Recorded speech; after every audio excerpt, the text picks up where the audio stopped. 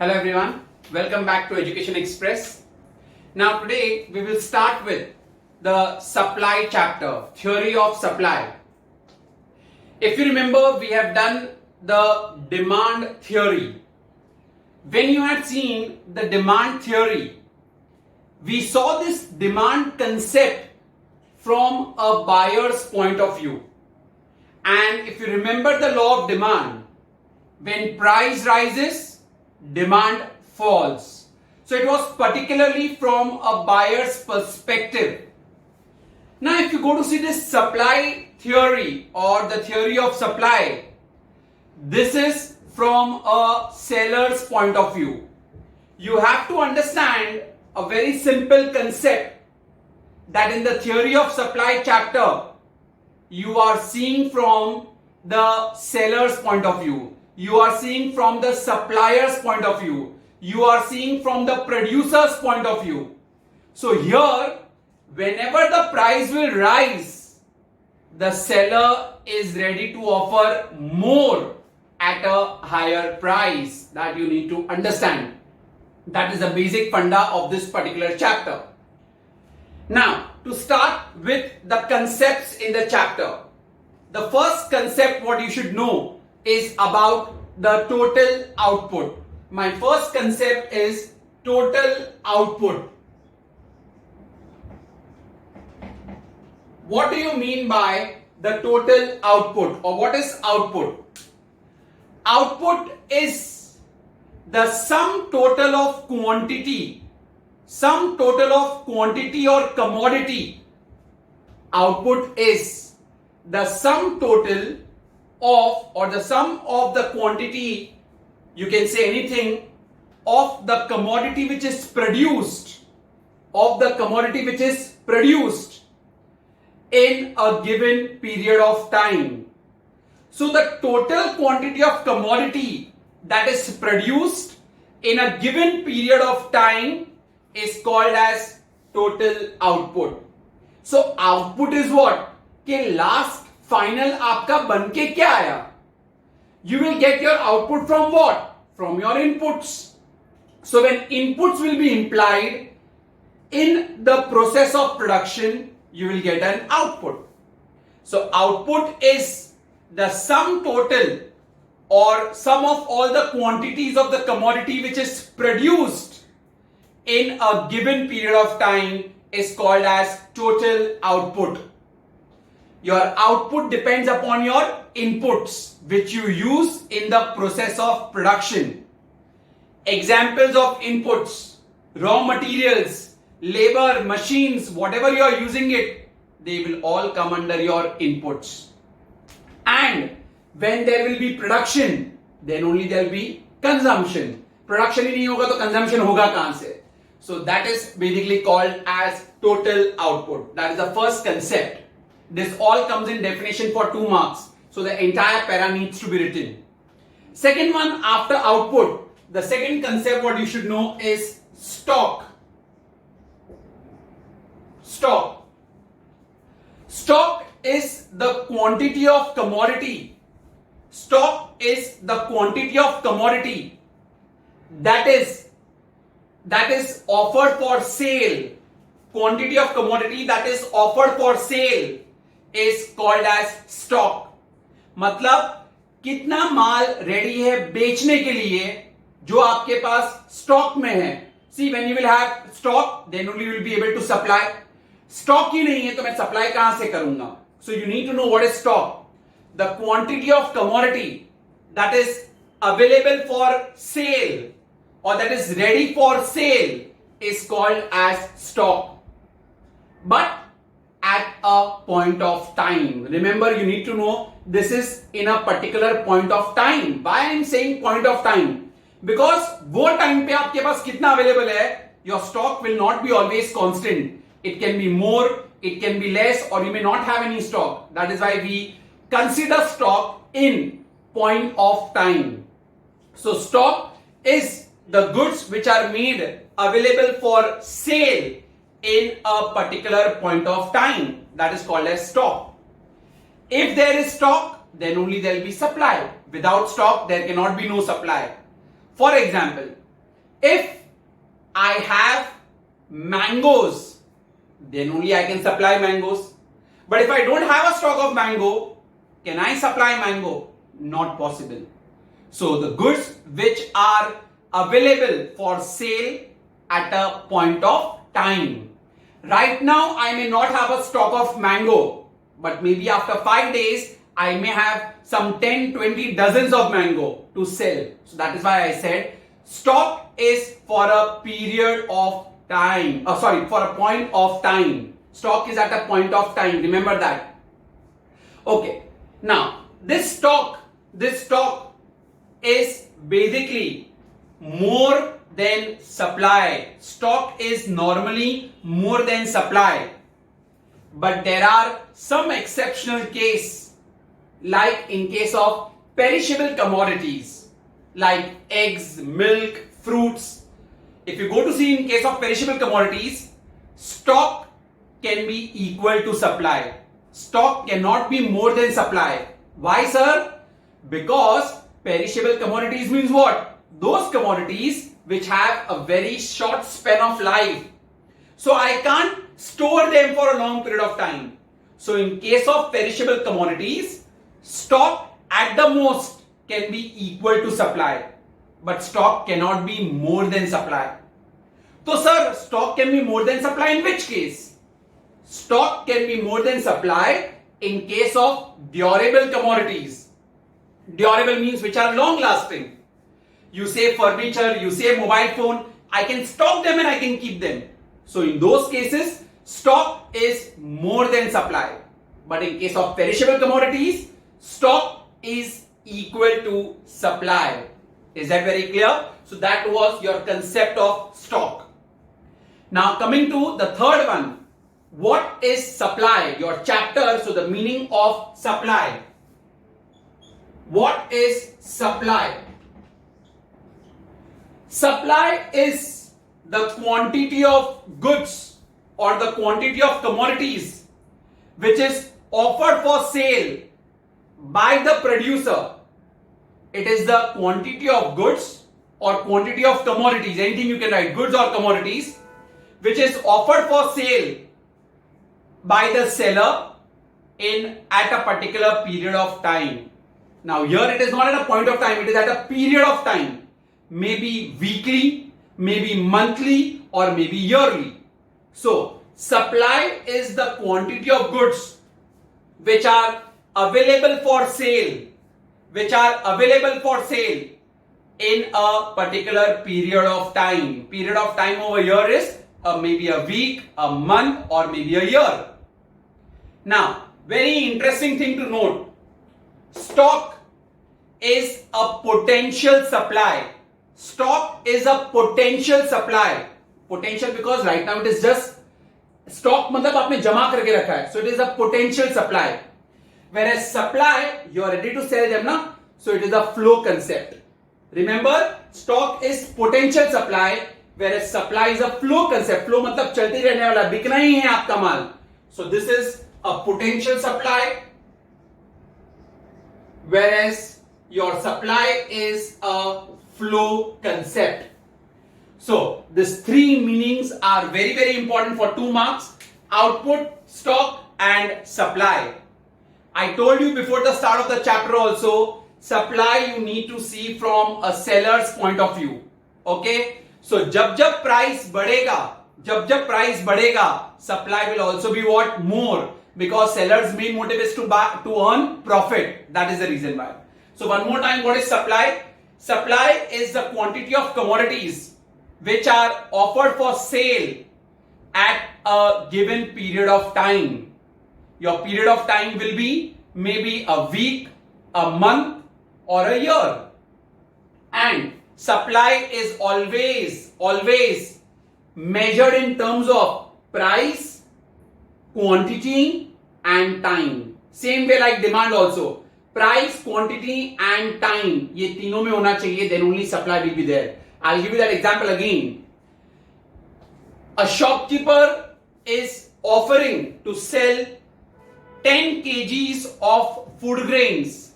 10 kgs of food grains at 50 rupees per kg. every day. So 10 kg is your quantity, 50 rupees is your price, and every day is your time.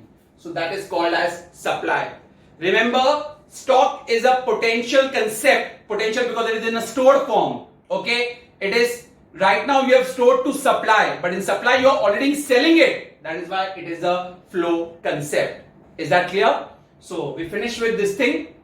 Now, in supply, like we had done in demand, there is individual supply and there is market supply.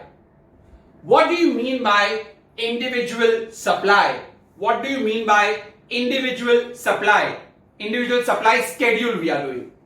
So, individual supply schedule is a tabular representation, but obviously because we make a table of price and supply, not demand, ना? We are doing supply. So, price and supply का हम table बनाते हैं कि हर price पे कितना supply होगा. So, individual supply schedule is a tabular representation of quantities of goods which are offered at each different prices. Her particular price पे आप कितना माल बेच रहे हो is called as individual supply schedule. So it's a tabular representation of the quantity of goods which are supplied. Tabular representation of quantity of goods supplied at different prices. At different prices by one seller. So that is called as individual supply schedule. So if you see individual supply schedule, we have got price and we have got supply. Okay, price and supply. Price 1, 2, 3, 4 and 5.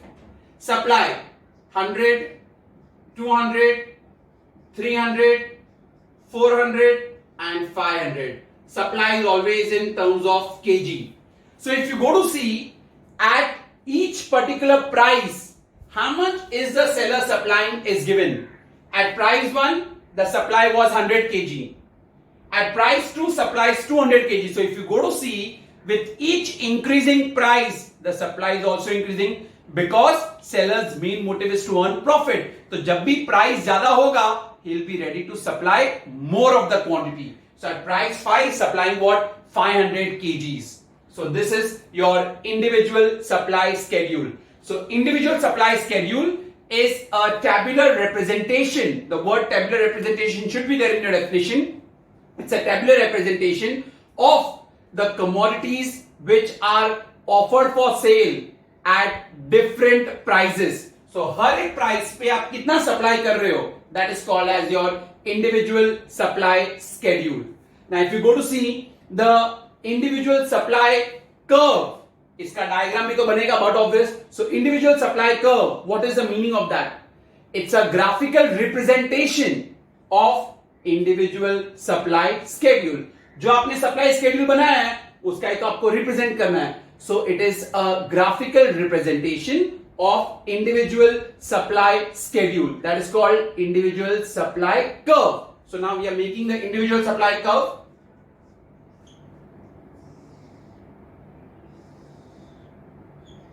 If you remember, I have always told you on your y-axis, you will always have price. Our price is till 5. And your supply is 100, 200, 300, 400, and then we have 500. So at price 1, how much was your supply? 100. Price 2, it is 200. Price 3, 300. Price 4, 400. And at price 5, it is 500. This goes your supply schedule. So if you see that, the supply supply curve is going upwards from left to right. If you remember our demand curve is to slope downwards. Because why demand curve is to slope downwards? Because whenever the price were rising, demand was falling. And here, whenever the price is rising, the supply is also what? Increasing. So here I write supply. And here I write my price. So that is your individual supply curve. So what is the definition of individual supply curve? it is a graphical representation of the individual supply schedule. Now let's do market supply schedule. Market, ये individual एक seller का हुआ. Market is the aggregate or sum total of all the different sellers. सारे sellers का मिला के क्या होता है? That is called as your market demand schedule. Market supply schedule, sorry. So that's price,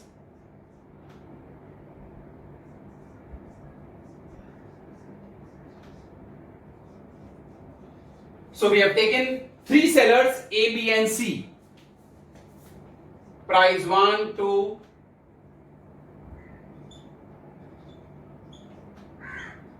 So if you go to C, A same.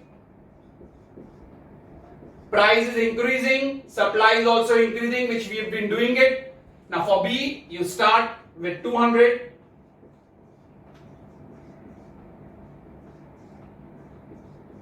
For C,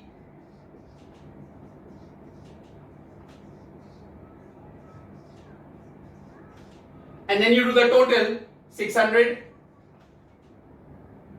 900, 1200, 1500 and we have 1800. That's the total.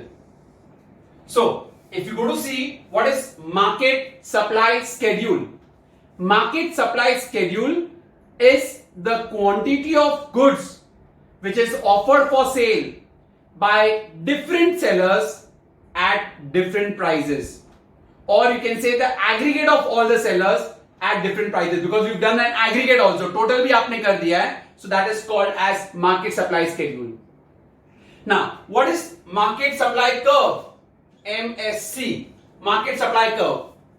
Market supply curve is a graphical representation of market supply schedule. So it is a curve. तो वो graphically आप बता रहे हो ना? So it's a graphical representation of your market supply schedule. So how do we do this now? Same way.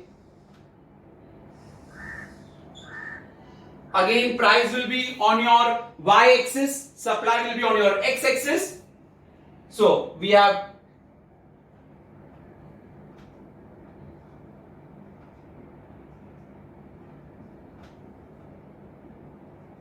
we'll take the total one only.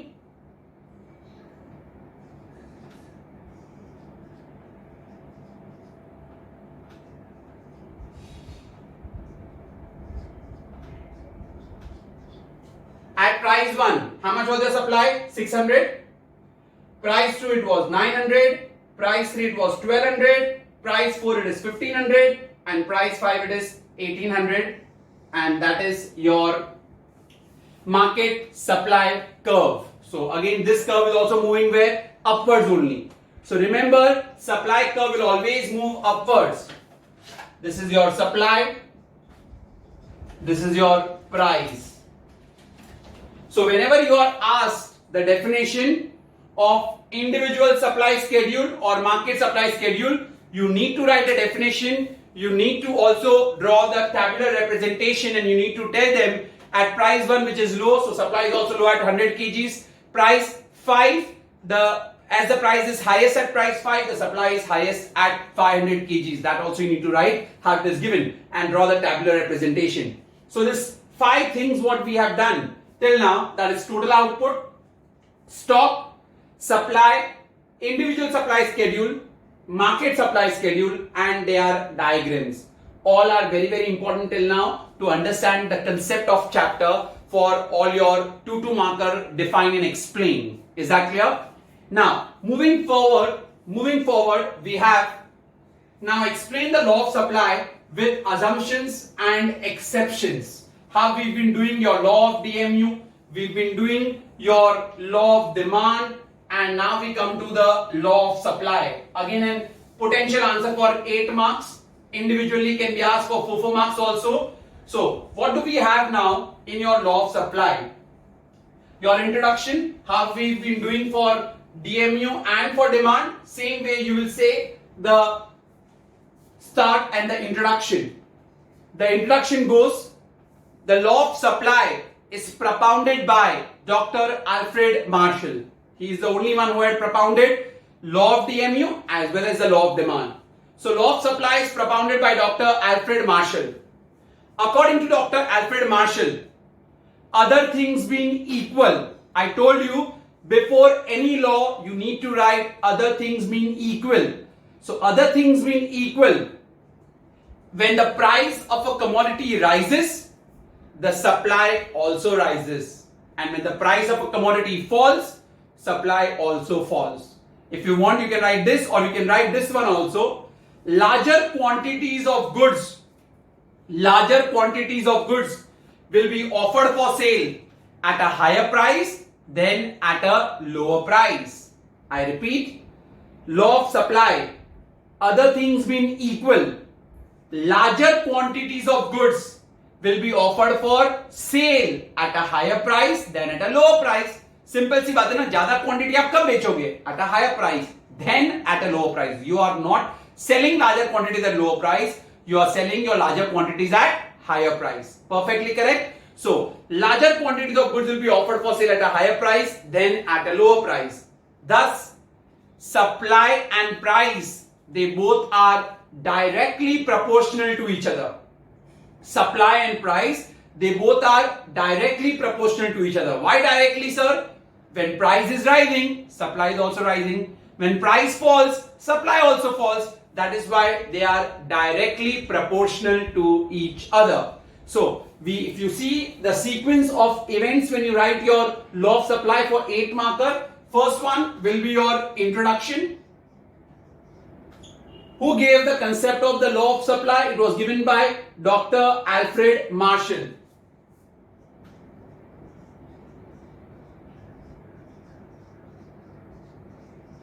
Second one is the law. So you start with other things being equal, larger quantities of goods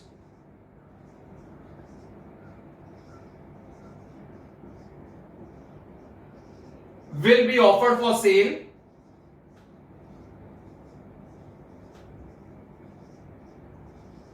at a higher price than at a lower price. I would recommend you to write this definition rather than writing when price rises, supply also rises, price falls, supply also falls. This is better. You won't get wrong for that, but still I would recommend this to be written. Then, so what did you conclude? Therefore, supply and price, they are directly proportional to each other. Supply and price are directly proportional to each other. Now, next part. Do you know what you will do? But obviously, you will make your individual supply schedule. So we've already done that. Write the definition of individual supply schedule. First, you write the definition, which I have already told you, and we have already done that. So I'm not repeating it over here. Write the definition, that is of the schedule. Then make the schedule.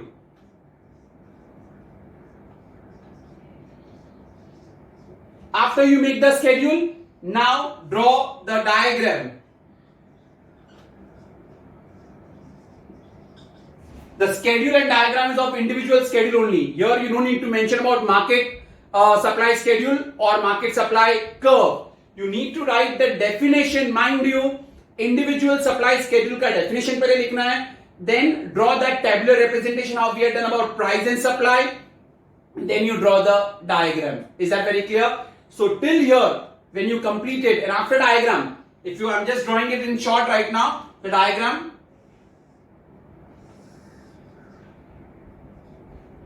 Our supply curve will always go where? Upwards, right?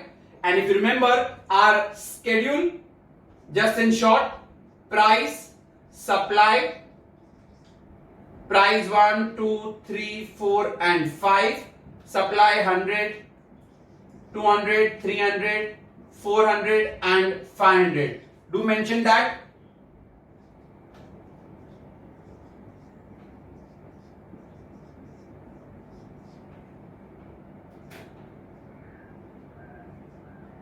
This is your y-axis, x-axis, price, and then your supply. Perfect. Don't forget, you need to write the individual supply schedule ka definition also, and then you draw this schedule bana diya, and then diagram also. Now, what did you observe from the diagram? What all did you observe from the diagram? X-axis represents supply, first point, and y-axis represents what? Price. So observation from the diagram, x-axis represents supply, y-axis represents price.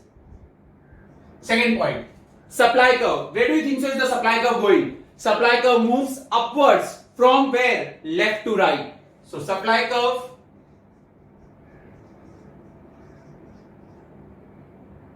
moves upwards from left to right. Okay, from left to right. Third point. So supply curve has a which slope? Supply curve has a positive slope. Sir, why positive? ऊपर जा रहा है ना, so it is positive. Demand curve had which slope? Negative slope. Why? Because it was coming downwards. So supply curve has a positive slope.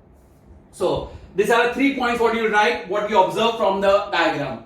Till here, when you complete, you have done your 4 marker answer. In case if they ask you, explain the law of supply. Just this much is asked to you. Explain the law of supply. So you have completed your 4 marker answer till here. Is that very clear? I repeat again. How do you conclude your 4 marker answer? First one, still our answer is chapter is not over. Introduction. The law of supply is propounded by Dr. Alfred Marshall. Second, the definition of your law of supply. Other things being equal. If you don't write other things being equal, half mark cut. Other things being equal, larger quantities of commodities will be offered for sale at a higher price than at a lower price. Therefore, supply and price, they both are directly proportional to each other. Coming further, then individual supply schedule ka definition you have to write. It is a tabular representation of quantities of goods offered for sale at different prices. Then you make your schedule. Then individual supply curve ka definition. It is a graphical representation of individual supply schedule. You make this. After that, what did you observe? X-axis represents supply, y-axis represents price. Supply curve moves upwards from left to right. And supply curve has which slope? It has a positive slope. So here you conclude your 4 marker answer. Now coming to what are the assumptions on which law of supply depends. Assumption, otherwise my law will go wrong. So there are certain assumptions on which law of supply depends. Let's see the assumptions. Assumptions of law of supply. Only assumptions can also come for 4 marks. Assumptions of law of supply. First one, no change in the cost of production. No change in the cost of production. It is assumed that the cost of production does not change. Why? If the cost of production will rise, cost of production मतलब making charges, ठीक है, आपके words में समझने के लिए, your making production का जो cost कितना लग रहा है seller को. So if the cost of production rises, seller's profit will be affected. और seller का अगर profit affect होगा, तो supply भी तो affect होगा ना. That is why we are assuming that the cost of production remains unchanged. I repeat. See, if the cost of production will rise, cost of production is the making charges, बनाने का charge कितना लगता है. If the cost of production will rise, तो profit seller का क्या हो जाएगा? कम. अगर seller का profit कम होगा, तो supply भी क्या हो जाएगी? कम हो जाएगी ना. That is why. Same way, अगर cost of production कम हो गया, तो seller का profit बढ़ जाएगा, तो supply will what? Increase. तो मेरा law पूरा wrong हो जाएगा. That is why I am saying that there should be no change in the cost of production. Perfect. Second one, no change in the techniques of production. No change in the techniques of production. Now when I say about techniques of production, techniques mein one we have got outdated machinery and one we have modern machinery. अगर your techniques of production are outdated, मतलब आपके पास outdated machinery है, so tell me, will you be able to produce more? No sir, because we are using traditional method, outdated method, so my supply will be less. And if I am using modern method, my supply will be what? More. तो मेरा वापस law of supply wrong हो जाएगा. That is why we are saying that your techniques of production should remain constant. It should not change. Otherwise, your supply will also change. Clear? Third point. No change in government policies. It is assumed that there should be no change in government policy. Government policy like taxation policy, like trade policy. Imagine if government puts more taxes on the products, more taxes. So seller का profit क्या हो जाएगा? कम, because taxes तो government लेके जा रही है, तो seller की supply क्या हो जाएगी? कम. और imagine करो, government ने अगर concession दे दिया, तो seller का profit बढ़ जाएगा, तो इस supply will be what? More. तो मेरा पूरा supply का price के ऊपर जो dependency है, वो wrong हो जाएगी. That is why we are assuming that there shouldn't be any change in government policies. Government policies like taxation, trade policy, etc. should not change. I repeat again. See, it is not mentioned in your book, but I am just explaining you. If government will increase the tax, तो seller का profit क्या हो जाएगा? कम. तो supply क्या हो जाएगी? कम. और अगर government concession देगा या subsidy देगा, तो seller का profit will rise. So his supply will also increase. तो मेरा पूरा change हो गया ना? That is why we are assuming there shouldn't be any change in government policy. Fourth, no change in weather conditions. No change in weather conditions. Now imagine agricultural goods, food grains, ये सब किसके ऊपर depend करती है? Weather. What if floods, earthquakes आ गया? My supply will be what? Diminished. खत्म हो जाएगा. So we are assuming that there is no change in weather conditions. When you are doing this law, we are assuming weather conditions are stable. Next, no change in transportation cost. No change in transportation cost. Imagine if transportation cost will increase, तो seller का profit will be what? Less. तो supply भी कम हो जाएगा. और वही transportation cost कम हुआ, तो seller का profit बढ़ जाएगा. So supply will be what? More. So we are assuming that there is no transportation cost or no change in transportation also you can write. Assuming that कोई कभी-कभी अगर transport में strike हो जाती है तो आपने देखा है सब प्राइसेस बढ़ जाते हैं. So that is why we are assuming that there is no change in transportation also. Next, no change in price of other goods. No change in price of other goods. If the price of other goods will increase, seller will hop onto that other goods जिसका price ज्यादा है, because see, seller का main motive is to earn what? Profit.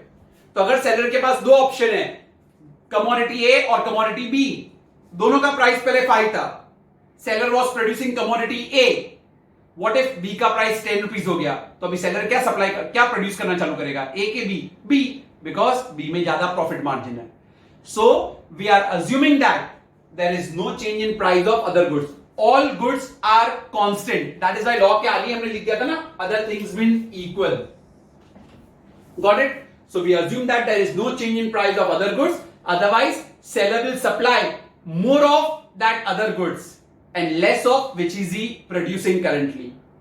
And the last point, 7th point, no future expectations of price change. No future expectations of price change. If the seller will expect the price to rise in future. Seller will expect the price to rise in future. Then today he will not sell more, rather he will sell less of it. I'll give you an example. A chocolate is there which is costing rupees 5. A chocolate is there which is costing rupees 5. And there is a rumor in the market that tomorrow the price will be 10. Tomorrow the selling price will be 10. So as a seller, you will sell more today at 5 or at 10. Sir, definitely 10 में ना ज़्यादा profit होगा. So imagine, if I expect the price to rise in future, then today even at a higher price, I may not sell. That is the reason why we are assuming that there shouldn't be any future expectations of price change. So these are the assumptions on which your law of supply depends. I'll explain again. The first one, we assume that there is no change in the cost of production. Cost of production is your making cost. Understand? आपका production करने का कितना पैसा लग रहा है, that is called as your cost of production. So no change in the cost of production. Now, what did I explain you? If your cost of production will rise, आपका making charges ही ज्यादा है, तो आपका profit will be less, तो supply will be less, तो हो गया ना change. If your cost of production would be less, your profits would be more and your supply would have been more. Getting it? So we are assuming no change in the cost of production. Second, no change in techniques of production. Which are the techniques of production? One we have, that is your, I told you, modern machinery, and one we have got outdated machinery. अगर outdated machinery होगा, supply will be less. Modern machinery हुआ, supply will be more. Is that very clear? So my things would have been changed. Third, no change in government policy. अगर government ने taxation subsidies दिया, तो my supply will also change. Sir, how? If taxes are more, so seller का profit would be less, so supply will be less. If taxes are less, seller का profit would be more, so supply would have been what? More. Getting it? तो पूरा supply मेरा change हो जाता. Fourth, no change in weather conditions. All your agricultural goods, food grains, they depend upon weather condition. Floods, earthquake, कुछ भी आ गया, supply would have been affected, ना? Same way. Next one, no change in transportation. If transportation availability would not be there, supply would have been what? Less. So we are assuming that there is an availability of transportation. Six, no change in price of other commodities. If the price of other commodities changes, then seller will also hop toward produce more of those commodities because उसका price ज़्यादा है. So he will supply this what less. And last, no expectation of future price change. No expectation of future price change. Is that very clear? So these are the assumptions on which the law of supply depends. Clear? So for this part of the video, I'm just concluding till the assumptions.